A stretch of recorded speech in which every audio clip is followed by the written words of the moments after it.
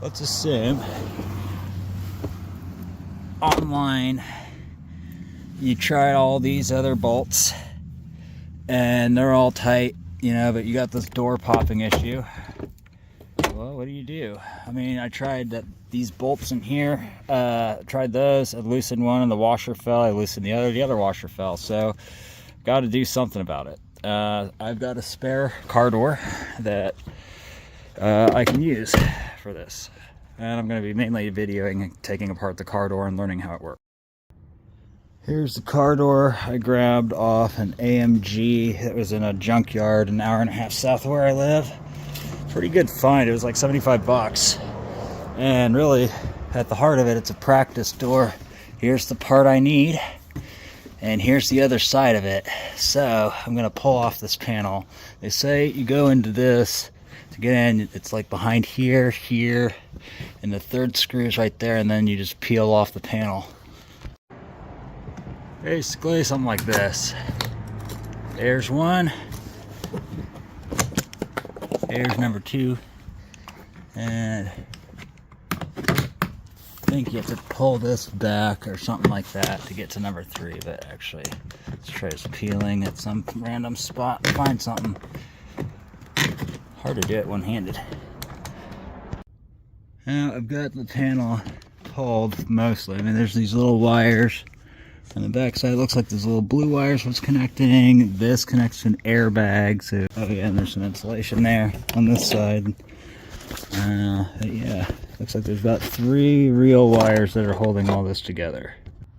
So I just kind of cut this because it was just kind of getting in the way, really annoying. And I'm really just trying to pull apart this door here, see what's going on.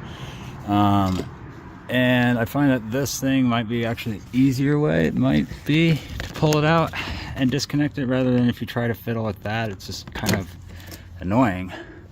So this is free. Yep, completely free. You just have to take off this little guy here.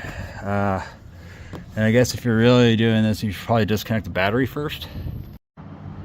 And on this guy, yeah, those washers fell back from behind here down here. It looks like the easiest way is to take off these screws to the speaker right here.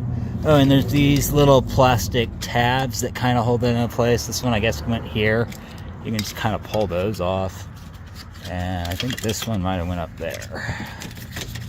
Or maybe I had it backwards. Either which way, that's where the plastic tabs kind of came from. So that's kind of what we're going to do, is just remember about that. Now I'm going to attempt to replicate the failure mode that occurred. So I did the bottom one first. I wonder if I can just finger it out at this point.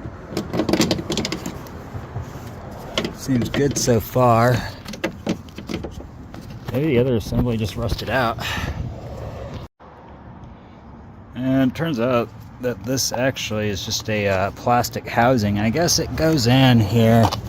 You want to look in there. That prevents it from rubbing up against the window tracks, which are right there. Another nuance of doing this is that these little plastic things are supposed to separate with this, but instead it just kind of separated out more along the easier plane of failure. But you can kind of super weld them, or some people use hot glue to get it back on. Whatever works, just use something. Now we're putting practice into play. Turns out this is just pretty much completely rusted out, so it wouldn't mount again if I wanted to. So now I'm just going to take out this whole piece and put in a new one. And we have a trick in the old country for popping the panel. If you don't have a pry bar, you got a hammer, just wrap the end with tape. You got plastic now. Alright, here's the good one that we're replacing it with. This is the one that fell apart. And furthermore, there's actually some, because it's been wiggling so much, it actually did do a little bit of damage here inside the door. So I'm probably gonna have to grind that out a little bit. Make sure that I fasten it nice and good this time, and yeah. And just like that, closes perfect again.